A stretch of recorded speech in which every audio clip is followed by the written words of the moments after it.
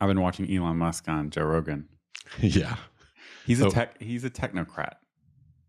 He thinks everything can be solved by technology. Weren't we just talking about this with you someone? you had just explained this to me last week. Who were we talking about? You were explaining this to me. But we weren't talking about Elon Musk. Yeah, we were.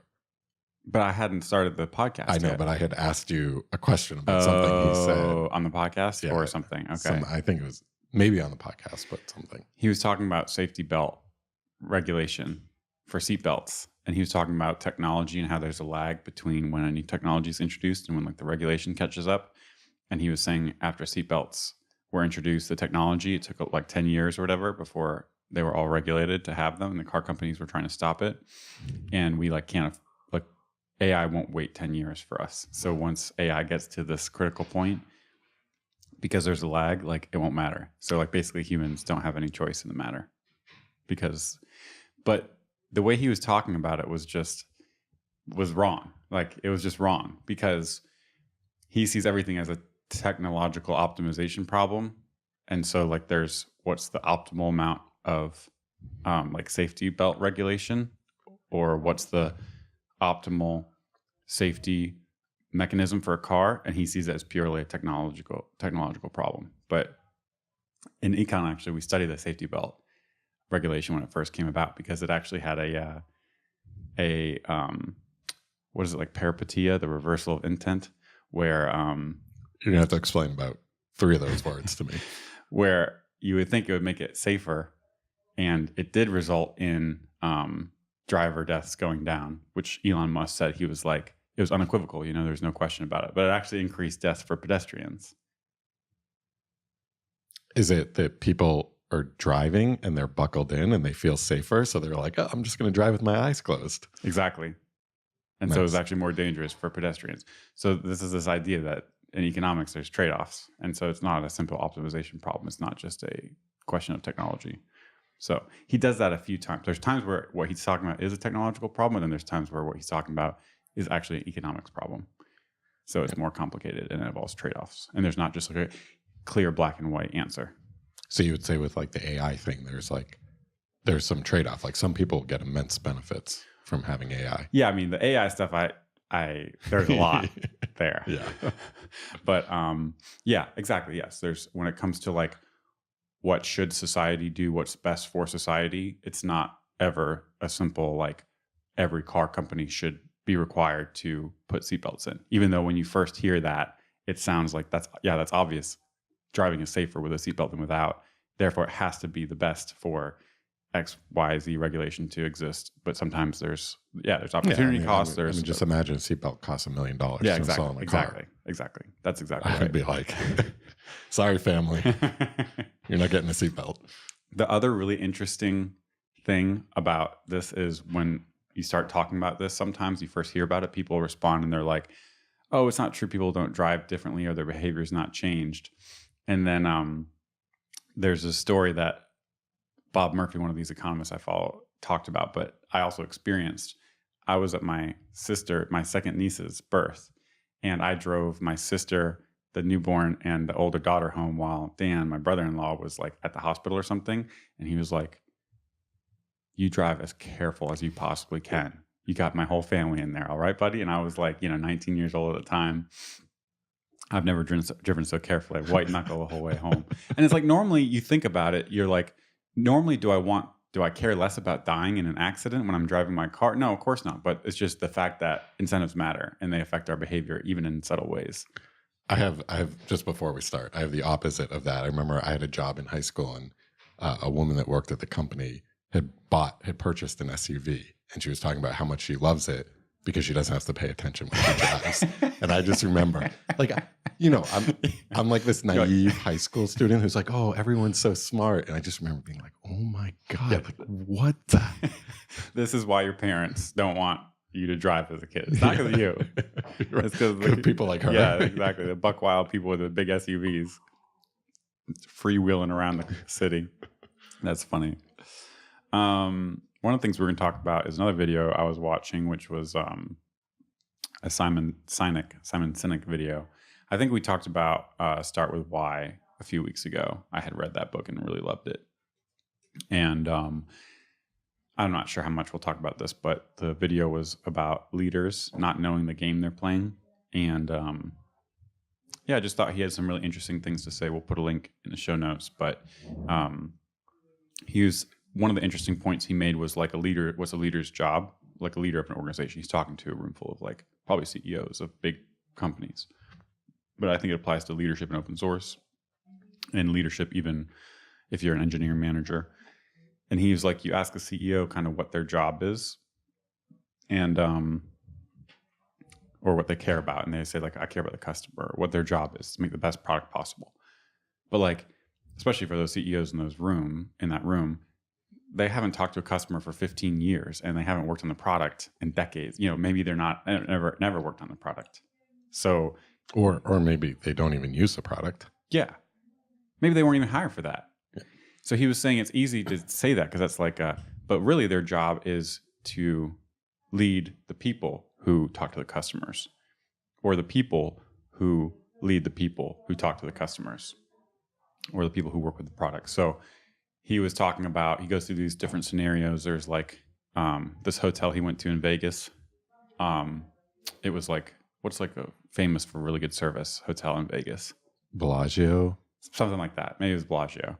And, you know, everyone there was just amazing. Like everyone was talking to him, being really nice. And so he, being who he is, stopped one of them and asked, you know, do you love your job? Like, what do you think of your job? Do you love working here? Or what do you think about working at the Bellagio? And the guy was like, just, you know, it was like a cleaner or something, a janitor or something like that, or behind the bellhop or something like that. And they were like, oh, I absolutely love it. I love my job. And he was like, why do you love it? And he said the response was basically that any manager that comes by stops and asks me if there's anything I need to do my job better, if there's anything that could help me do a better job that day at work. And he's like, it doesn't have to be just my manager. It could be any manager that walks by me. And so, you know, Simon's making the point, like helping people to do their best is really the job of a leader. And then he talks about this other, like a crappy hotel or casino, name a crappy hotel or casino in Vegas. Tropicana. Yeah, there you go. So then he was like, he actually asked, the same guy actually worked there as well. And he said, I hate working there. And he said, you know, basically what you would expect, like, oh, you know, you didn't meet our quarterly targets this month. What's, you know, we better get them next month or else. I mean, you could just say the hallway stinks like cigarettes. Yeah. So it was interesting, right? Because he was like, leaders or CEOs think, or whatever leader in any context think, you know, your job is to like get the most out of people, wring the most out of them like a towel. And he's like, it's really about helping people do their best. And he talks about empathy, but not in a wishy-washy way. He talks about as, you know, and reminding me of some of the Pixar stuff too, where you understand what's going on with the person so that they want to do their best job at work. And so that's kind of your job as a leader. So I was just thinking like, you know, also he talks about how leaders they don't take responsibility for like the wins of the company because you're not the one building the product or talking to the customers. You don't take credit for the victories and then you take responsibility for the losses because if the people aren't doing their best, it's something about the situation you've set up. Basically, it's like what's the leader's job is kind of what the talk is about. And it's like helping people in their role to do the best job they can. Given that, have you thought about like with our open source projects, you know, a lot of people look like with Mirage, a lot of people look to you for this sort of stuff with Storefront. A lot of people look to us for like, how do we model our data? What backend should we use? So are there ways that we can, are there any lessons you think we can apply to our work? I think I'll be thinking about it for a while, but I think that's awesome that you just brought that up because someone literally just opened a comment, maybe even two people, and it was on like the WebSockets issue for Mirage. And it was like, you know, what's the status? What can we do to help? We'd be interested. And it's like, yeah, there's a huge gap there. And it's like, you can think about it as like, there's a gap in leadership because it's like, there's no communication of like how to move this forward. So I continue to be the bottleneck, just like lots of people continue to be the bottlenecks on their own open source projects. And the open source projects that do the best are the ones where leaders are able to put in place process by which other people can come in and do their best work. And if you have someone who's good at documenting they can come and document it. If you have someone and they know how to get the app set up and write and what's expected. Someone who's good at implementing, they can come in and implement. So I think this is part of what, we've been buttoning up some of our open source recently, and we have this idea for showing like the health of our projects and how many open issues we have, and using that as a way to keep us honest about triage and bugs and stuff. I think that's part of it too. Like that's going to be part of being better leaders of our open source projects. But I really do think that it's still very hard, the part about how do you enable others to do their best work in the context of something like Mirage. It's hard. I don't really know the answer, but I definitely know that.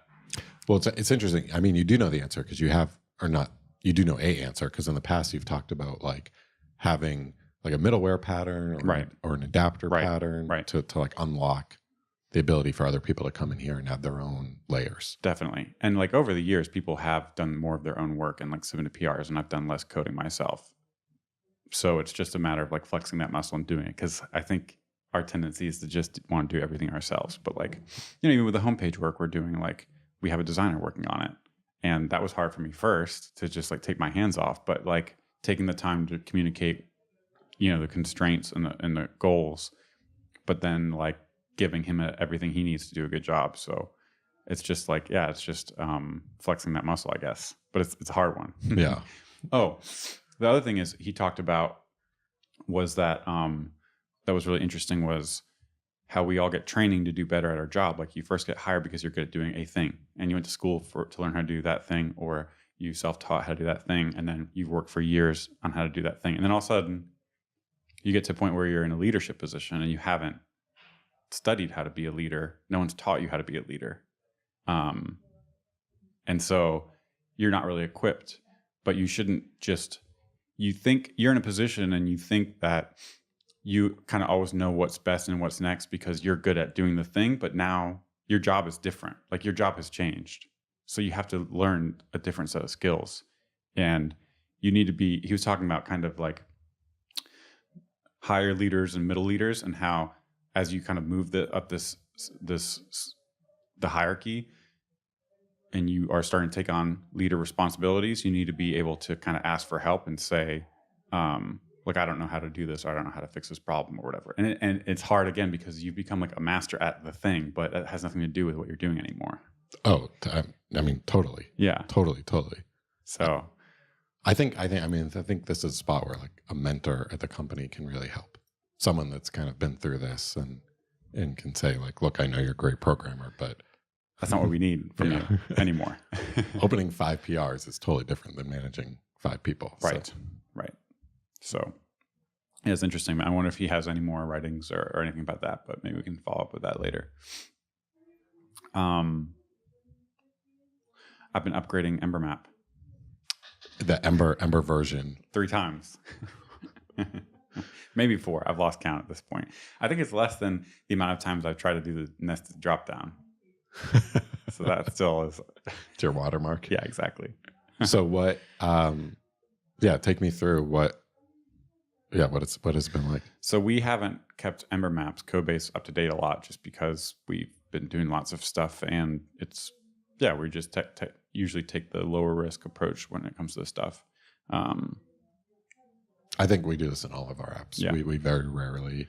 We upgrade about every 6 months, maybe every year. Unless we get something from upgrading. Right. So if it unlocks something that we need, something that we couldn't do, we'll upgrade. Yeah. So maybe I wonder if that also comes from like at TED, we would work on apps for the conference season and then apps for the fall season. And so like you would just upgrade that when you start working on it again. That's what I did a lot.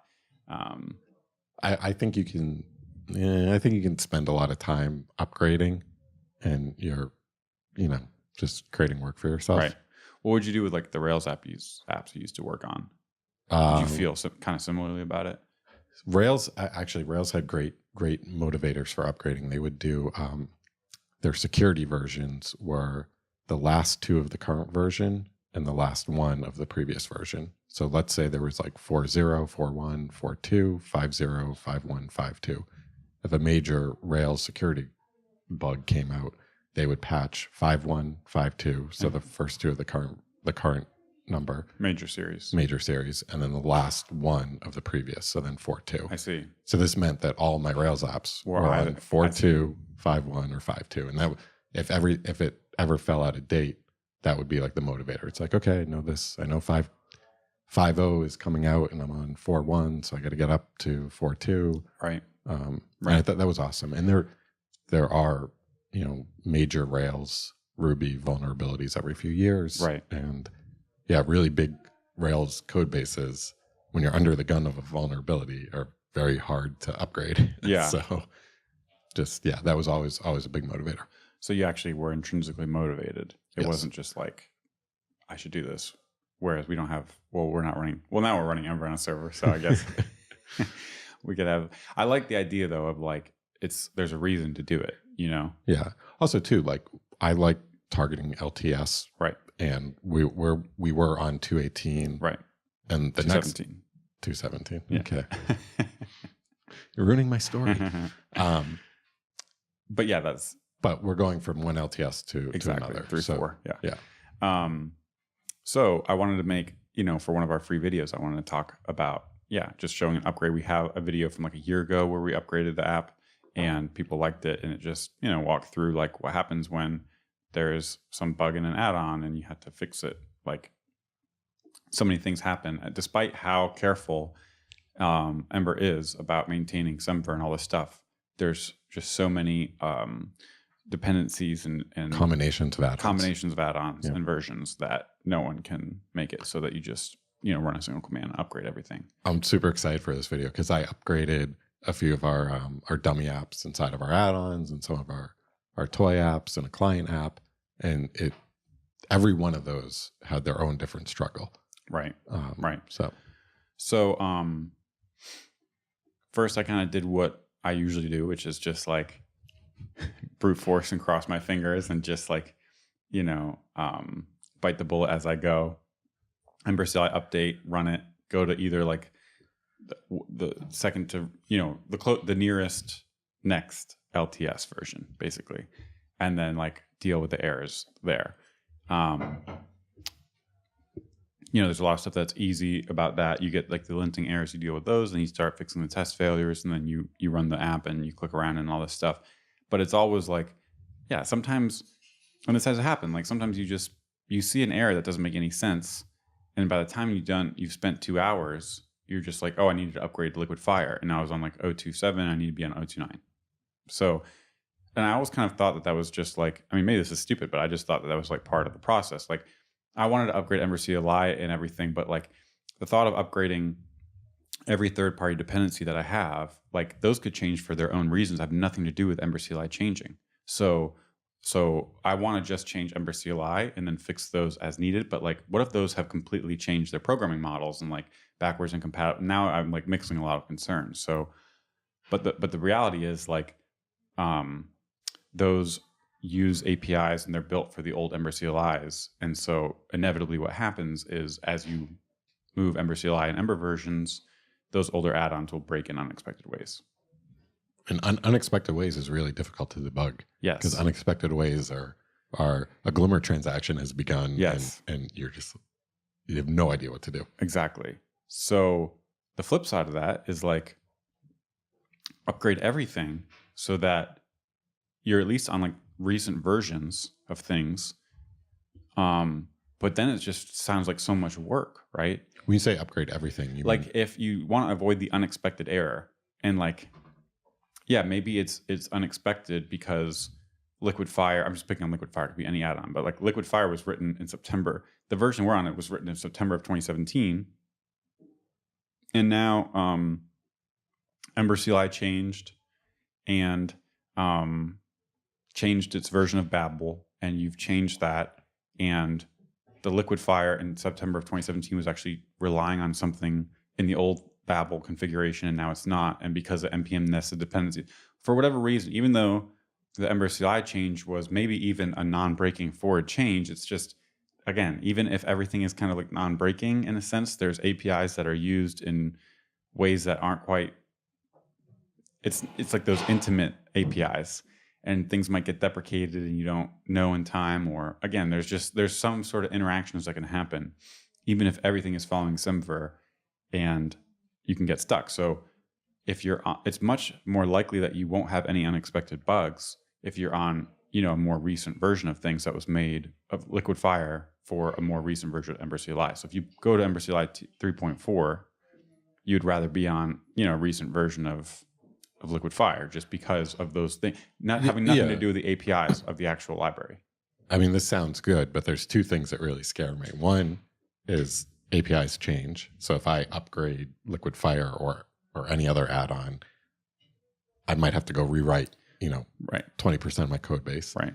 The other thing is if I start upgrading everything and I get an error, right, how do I deal with that? I've just upgraded everything. How do I know what it is? Exactly. And like, this is what happened to me on one of my attempts. We have this highlighter section of our site that we use to make syntax highlighted template files for our email course. And it's like a computed property from a pre tag with a text area. And like the test started failing. And like, it was because of some white space thing, but so much had changed. I had no idea what it could possibly be. I mean, where do you even start to look? Yeah. It ended up being a change in how QUnit DOM includes text work, but how would I know that? So I'll tell you how I found that later. We'll come back to that part of the story. So this is the thing is like, I used to do this. I think I used to work on simpler apps. But in general, like, I would just kind of like, again, bite the bullet, heads down for a little bit, know I'm gonna have to deal with a bunch of errors, just go through one by one and just do it. But it would always feel like a big chunk of work and not something that's very fun. So this thought occurred to me while I was doing this, because I was dealing with this problem where I really just want to like upgrade Ember CLI and all of its dependencies in a way that lets me keep my third-party dependencies where they currently are. Because like, I don't care about new Mirage APIs right now. I just want to keep the old one. But again, those interdependency things mean like sometimes you're like, you find the problem is Liquid Fire and then you bump that. But now that introduces a new version of like Ember CLI shims, which the old one is being used by another third party that's older. So now you have to bump that. And it's just like this thing. It occurred to me also that more recent versions of Ember add-ons tend to work with older versions of the Ember core libraries. So then I had thought, why don't... Shout out to Ember Try for making that happen. Yes. Oh, yes. Absolutely. So then I was like, why don't we update the third-party add-ons first? So I asked about this in Discord, and two people, Tobias and Ben, basically said that's exactly what we do. And I was like, this makes way more sense. Think about it. Mirage works, the current version of Mirage works all the way back to like Ember, whatever, 1.13 before. Liquid Fire, the current version works all the way back. All these things work all the way back. There's no real reason. Usually the new APIs and the changes in the lower bits are what break the older things with the newer Ember CLI, but not the reverse, right? So that's, after talking with them, that became the most recent approach. And so far it's been working out really great. Awesome. So also, there's something here too. So you can upgrade Mirage with the old version of keep old Ember, upgrade Mirage, and you can open a PR and you can get that merged with the code base. Exactly. So you can make the upgrade like incremental. Exactly. So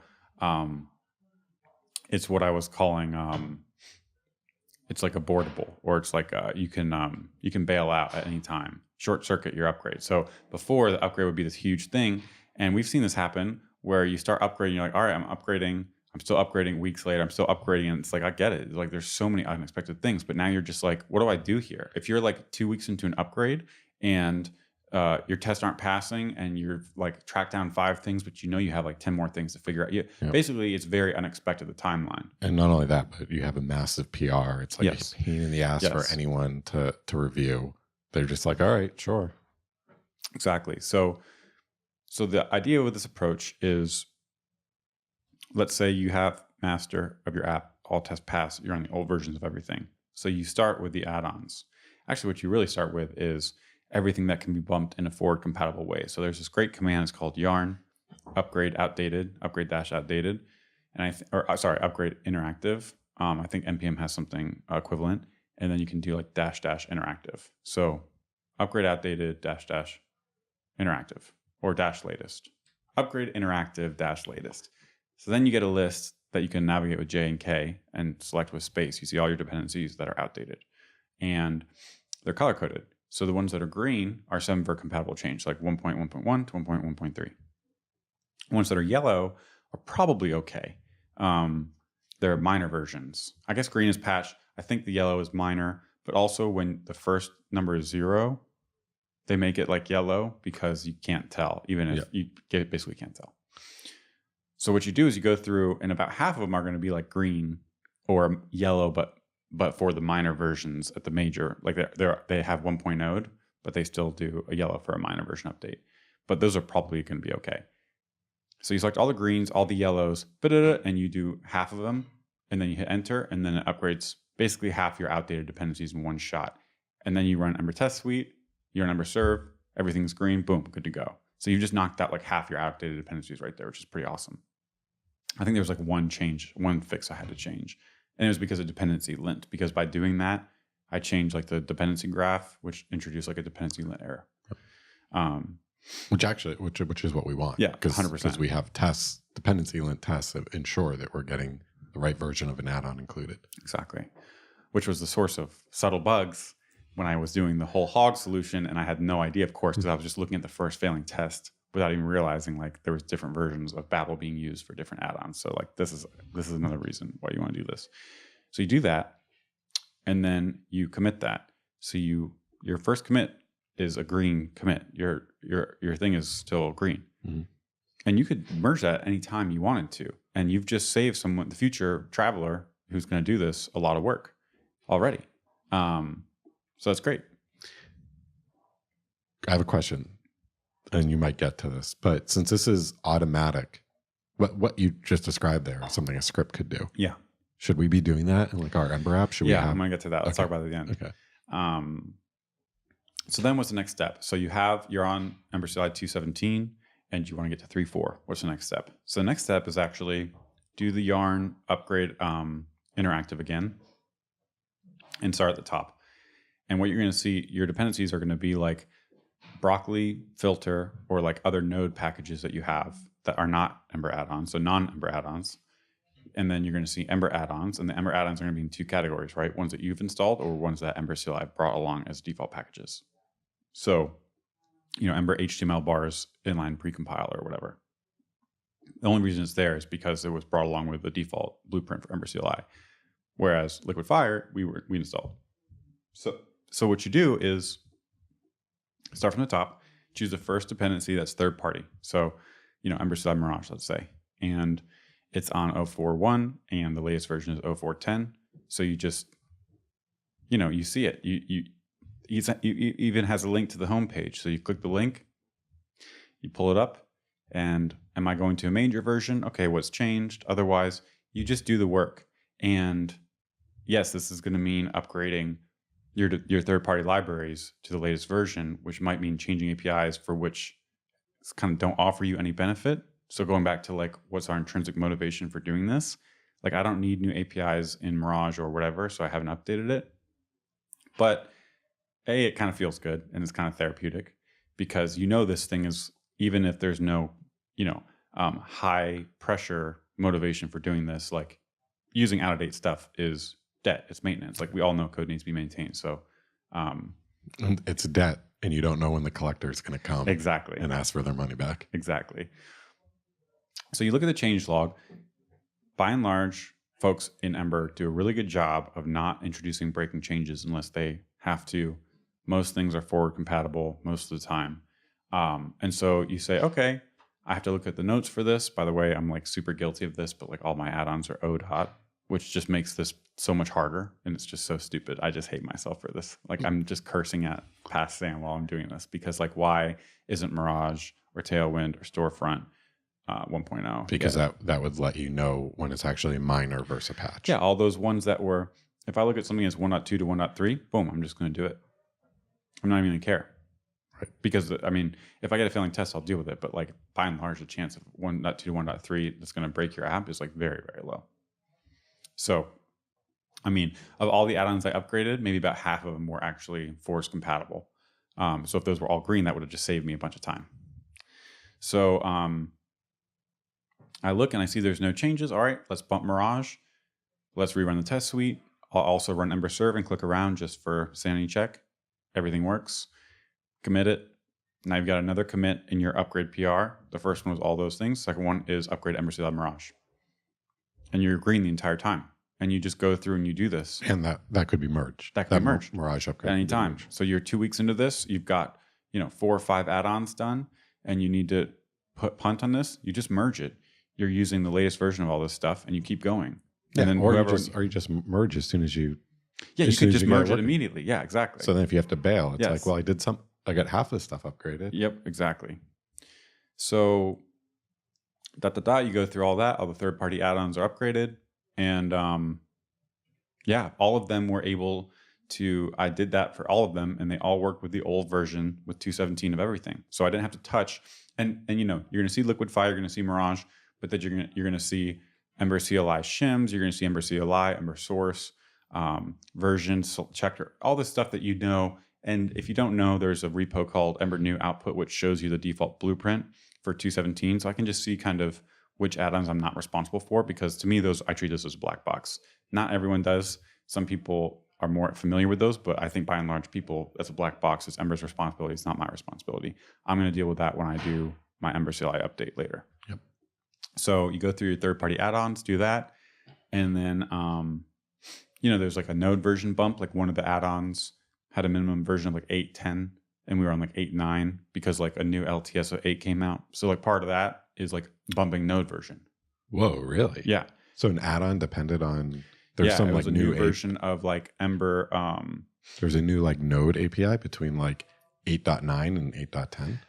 There was, maybe it was a security thing, and they just the add-on says like I need 8.10 or 10. Like in their engines field, yes, exactly. Or whatever. Gotcha. Exactly. Gotcha. So then you like that one, you like bump the thing, right? It was like, it's on the tip of my tongue. It was like, I can see Steph's little emoji commit version 2x where he bumped the engine number because it was a breaking change for this add-on. It was like Ember exam or something like that. And I think it might have been it. And you bump it, and then you try to run your test suite, and then like yarn fails, and it says, I can't do this because you need to bump. It's not compatible with engine, so you change that.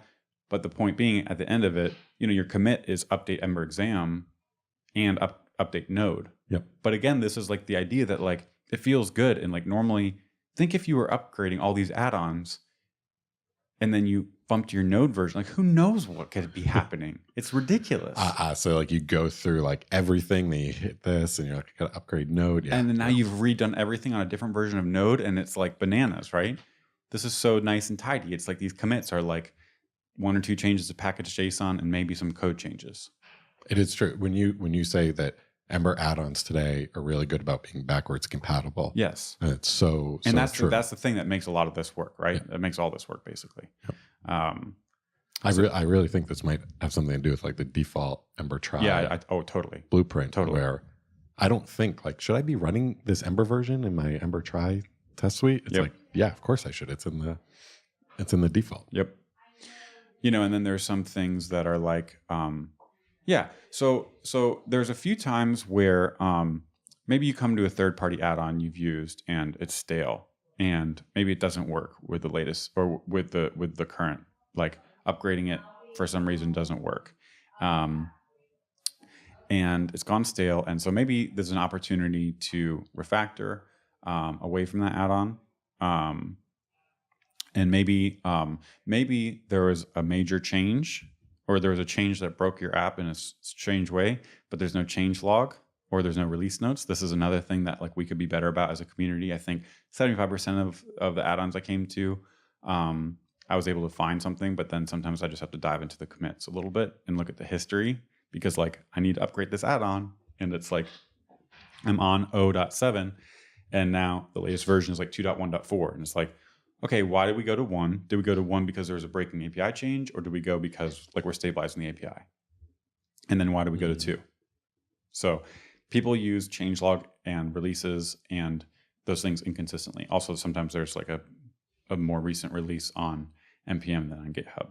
But most of the time that doesn't happen, where they don't push like the tag to GitHub, I wonder if you can gamify this. I think there's a way to absolutely like Ember Observer. Observer, yes. Gives you points for having like 2 committers, and that's like great.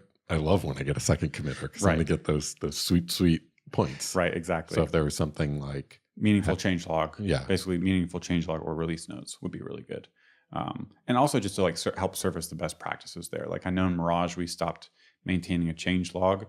There's some things you lose about that, but the nice thing is like you can change the release notes without adding a commit to the repository. So like if you're on 049, 047, you want to see the diffs, like you just go to the release notes for 047 even later in time. But if we change the changelog, if we release 047, then need to like add a changelog later, if you're looking at 047, you're not going to actually see the right changelog. I got that from Redux. It seems like it was a good practice to follow, so I just kind of started copying that.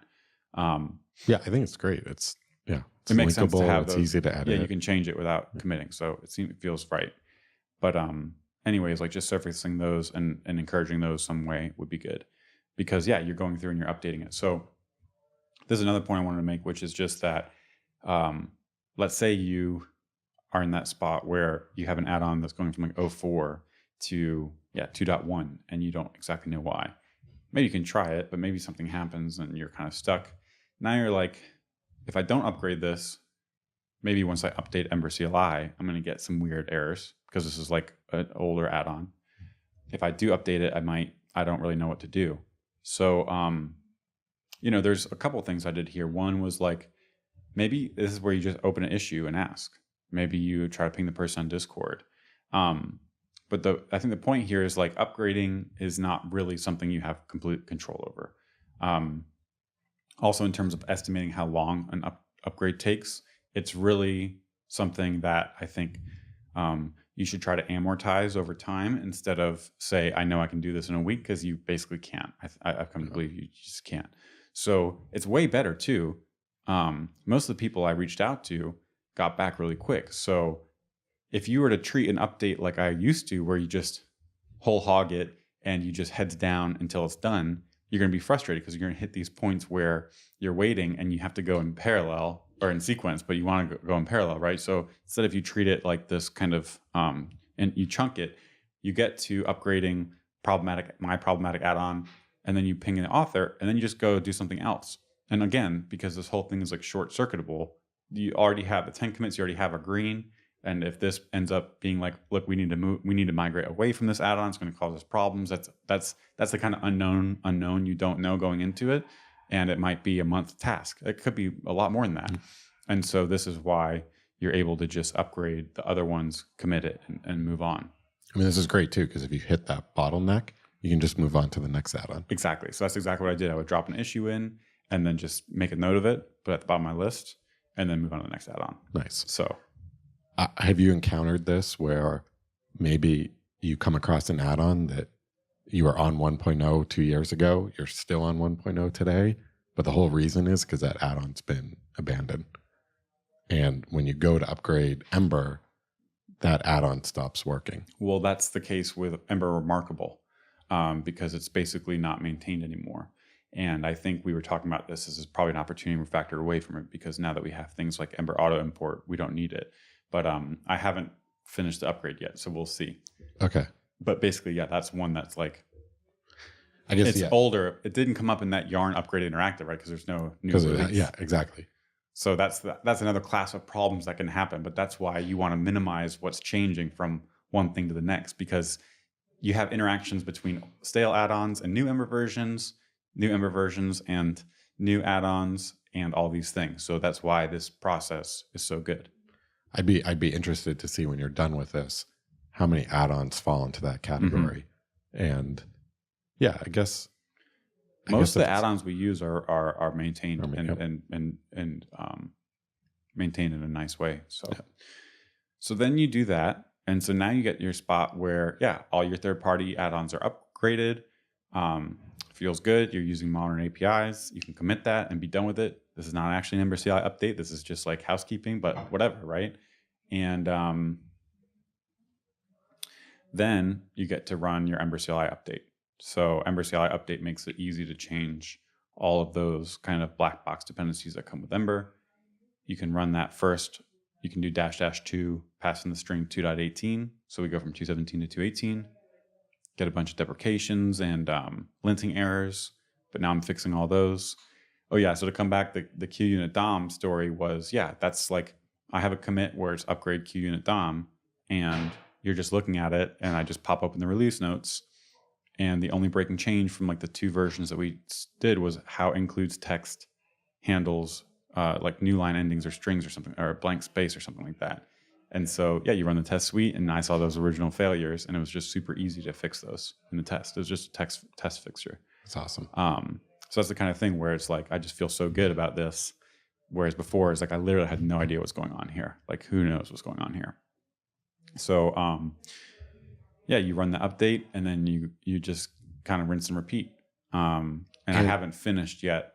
The idea is at this point, the update should be easy because you don't have any deprecations. You're working with modern add-ons. So ideally things are, yeah, exactly. Because when I was first doing this and I was already on 3.4, I was slowly chipping away at all of the test failures, but I was basically doing it by upgrading the add-ons one at a time. I have a question. When in this process are you going to run code mods? So that's going to be after. So first I'm going to get 2.18 working with no warnings at all, no deprecations or lint errors or, passing test suite. So we could just merge that PR, and that would be done. And then I'm going to do EmberCLI update to 3.4 and then do all that. And, again, just because in theory, everything should work on 3.4 because there's no deprecations, like there's all these things that have changed. Ember data has changed, like so many things have changed. So you want to test all that and get it all working again.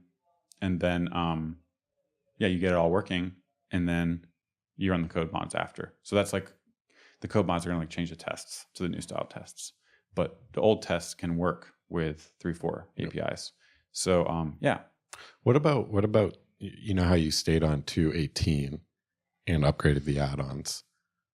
Why not stay on 2.17? Okay. Yeah. Why not stay on 2.17 and also upgrade the tests? Because the tests are also backwards compatible. The new style tests? The new style tests.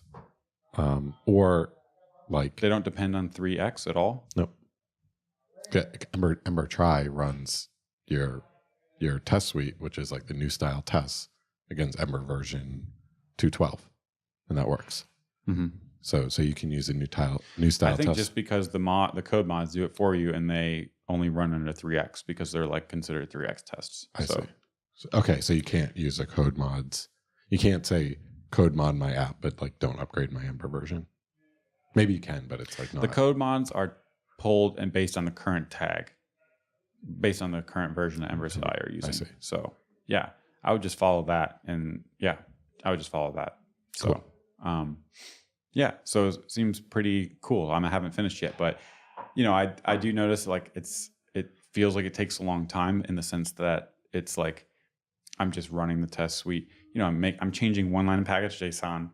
It ends up being I'm 99% sure this is not going to break anything, but I just rebuild and run the yarn install and run the test suite and click around or whatever. A lot of Twitter.com. Yeah, Twitter or God of War or YouTube videos.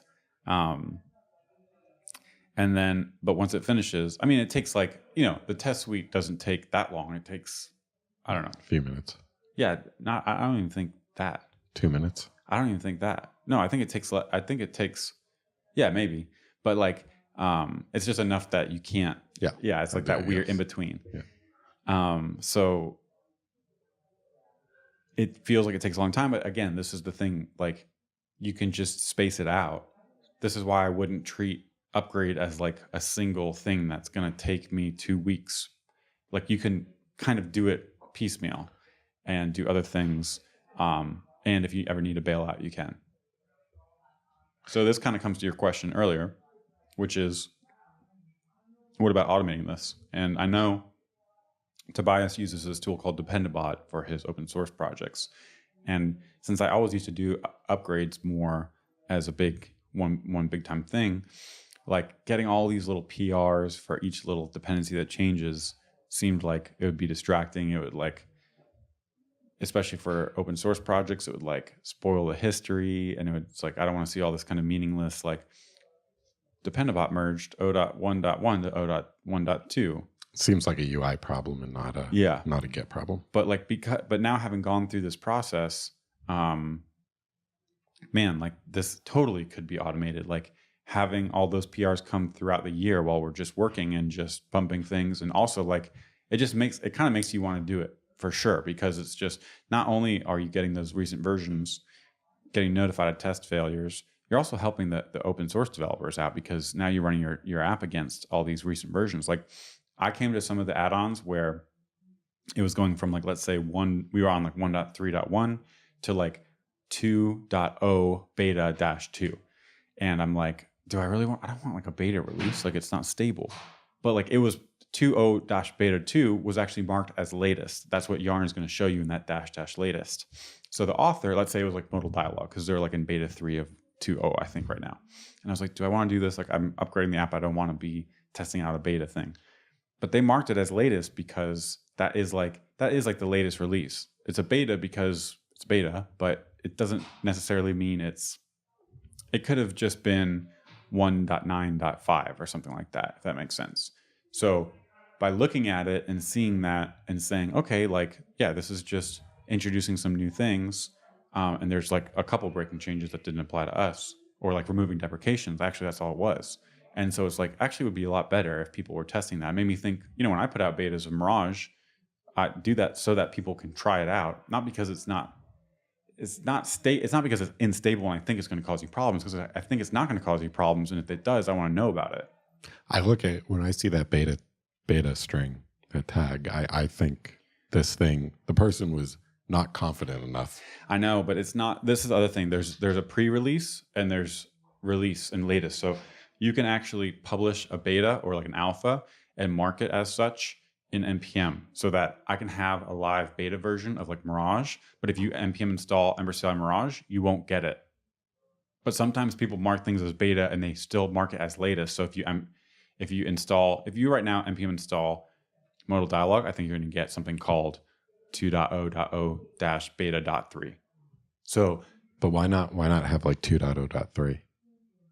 Yeah, that's what I think. Yeah, I don't know. Okay. I think that's probably better because, like you said, most people are going to see that beta and they're going to say, I don't want that. But this happened like twice. There was twice where the latest tag was actually a beta. I mean, I guess it's like you want people to test it, but why not just, I guess this is the thing. This is like the thing with Semver and like communicating this stuff. There's a tension, right? 2.0 means something to people. Oh, okay, I'm ready to go. The more people try something, the more stable the 2.0 will be. Yep. But people who have a preference for stability don't want to try things. So this is where like using something like Dependabot to do it automatically, at least we can know, oh, okay, we're on the beta 3 and all the tests pass. Even before this, I would have been like, like test pass on beta 3, but I don't want to merge that because like, why are we going to get a beta into our app? But now you would. But now I would. I was also thinking I would tag releases as beta if we had like a large suite of apps that we knew were going to pull in beta, and therefore it's a way of like us to let us quickly get in a dependency, right, a version, and market as beta to the public. So I could see. Right. I guess that's like a valid reason for using beta. Yeah. So it's tricky. It's tricky. There's some of the stuff is tricky, and like just Semver and communicating stability versus features versus all this stuff. Does Dependabot? Yeah. Does that offer like a private GitHub repo? I know you said Tobias uses it for open source. Yeah, it's free for open source, and you pay for it to work on your private repos. Cool. I want to try it. Yeah, because I think like if we just got everything updated and then you just do it, like maybe you never have to do an upgrade again. Like maybe you just never have to do an upgrade like that again. I guess you would probably still wait for the. It removes the Yarn latest interactive. Yes. Everything's green. There's a lot of questions I have about it that I want to learn about, like best practices of using it, and like, can you say only ping me if there's like a minor version increase or something like that? But it's definitely something I want to explore. Yeah.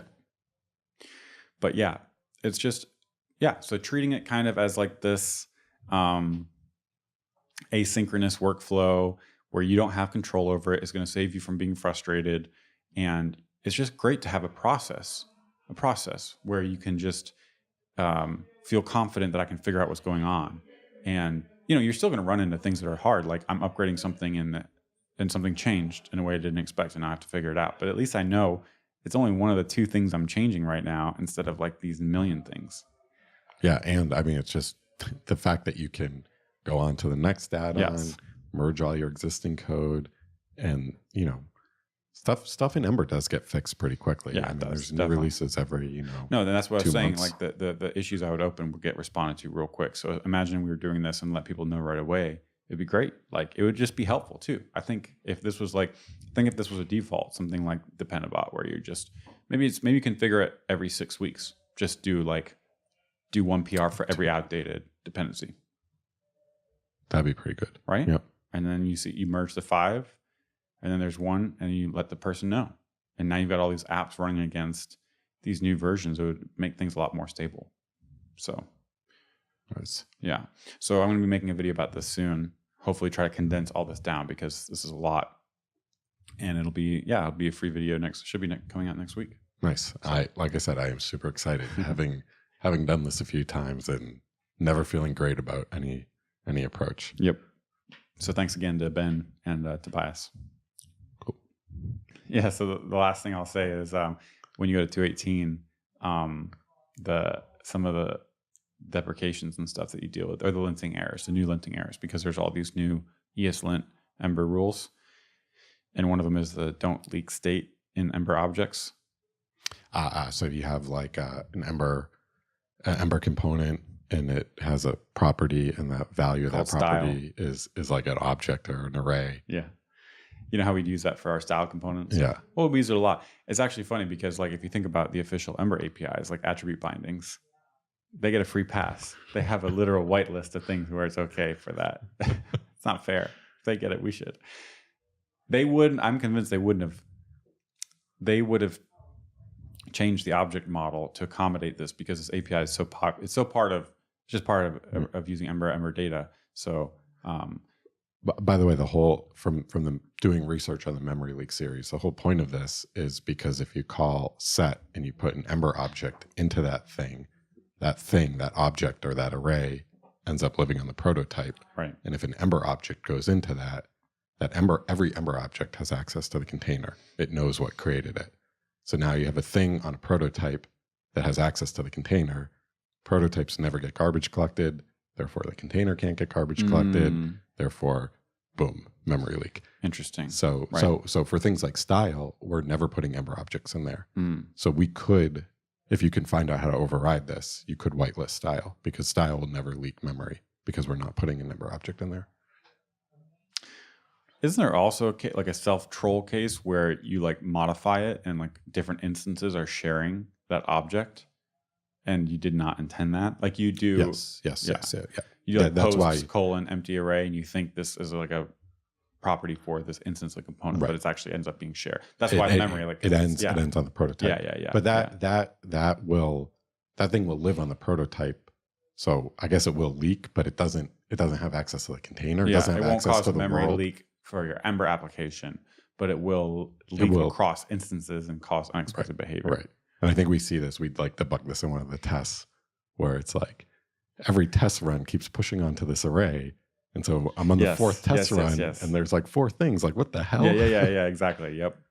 So you can wrap all that in object.freeze is what I found. That's what people are doing now. Oh, so cool. You just do object.freeze. So when I did this upgrade 9 months ago, Yeah. I was making them computed properties that returned a POJO. Yeah.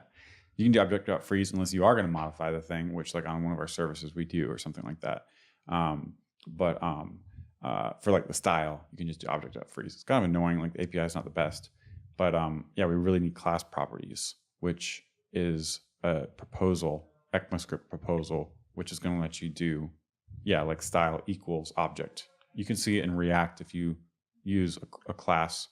Is that a class, a ES6 class for React? You can do, if you have something enabled in Babel, you can do state equals, boom. Is that something? Get initial state, basically. And that whatever you set that to, that object is a new object. Is that a new object for every instance of that class? I think so. Class properties. I think so. I should have looked this up before. Okay. We could look it up. I mean, if React is using it to store state, you would expect it to be different for every component. It definitely instance. is. Yeah. So that's a pretty sweet API, real sweet, and something we need for sure. Because think about Ember data, and you just put your attributes Like you would want that. You wouldn't ever give that up. Like putting it in a constructor and like calling, it's just all that stuff is horrible. So, because normally everything you define in the class is going to be like that's why we have extend. property. Like it's one of the reasons like the Ember object model was created. Yep. Okay, this makes sense. Yeah. Yep. Yeah. Okay. So, is this? I don't know why it's taken so long for this thing. I don't know why it's not in later stage in because classes are already class are in. It's this class properties thing. I don't know what. I'd have to research it. So maybe someone knows. If you wanted to do this today and you didn't want to use anything that was like in an earlier stage, you would what? Do it in the constructor? Yeah, exactly. Yeah, that sucks. Yeah, which is why the object freeze thing is better for if you're using static data. But if you genuinely do want a mutable, what's it called? Extensible is the property of the actual JavaScript object that lets you mutate it. If you need an extensible object, like an array or an object, you need to set it in a constructor. So that's why object freeze works, because object freeze says it's like actually going to be attached to every single instance, but it's this frozen object, so you can. There's no chance of leaking. Right. You can pretend that that for a fact every instance has the same. Exactly. It's the self-troll thing. You're not going to troll yourself because you think you're sharing a mutable data structure between component instances. This seems like a violation of our product triangle talk, where these classes get released with without a good alternative, and then people use objective freeze. Yeah, totally agree. All right, with that, enough. That was some deep Ember knowledge that we sifted through, but hopefully that was useful. I think I did want to say one more thing, which was just this should be in the Ember guide. Like Jen just did an awesome job with these Ember CLI guides. And then you go through, and right now upgrading is like one part of one section. She's done awesome work, but like there's just all these what's the term I'm looking for? Like it's like folklore, it's like folk wisdom about, oh, by the way, you need to do this if you're upgrading this. It's like lore, hidden lore that only certain select people know about. But this should be how to upgrade Ember apps. This is the kind of thing where we talk about, it's like Ember takes Semver really seriously. Ember never drops APIs without deprecation. So there's a path, there's a deprecation workflow. All that stuff is true, but it's still true also that there's a million unexpected states. And when the rubber hits the road and you upgrade an Ember app, you're not just going to bump to the last major version, remove the deprecations, go to the next, and then be all good to go. Like you're going to run into stuff. There's not anything that's bad to say about it other than we should just surface the best practices here, and they should be documented. Yeah. So, maybe something we can help out with, like even just maybe we can put that video in the guide. Put the video in the guides. Yeah, make it free. Even 5 bullet points explaining the workflow. Again, it was just a couple. I had a thought and then a couple comments from Ben and Tobias, and I was like, wow, that's it. Light bulb switched on. You could be saving people hundreds of man hours over all of the Ember teams who maybe just there's people like we talk about this stuff all the time, but there's people who aren't even familiar with like using computer properties, let alone this stuff, right? They're just trying to do the best they can with what they have, and they don't, you know what I mean? So, trying to surface this stuff, I think is important. Nice. All right. Well, if you found this useful and you'd like other people to find the podcast, best way is to leave us a review on iTunes, leave us a rating. It helps get the word out, helps our little Ember community grow. We appreciate your time. Thanks for joining us, and we'll see you next week. Bye. Bye.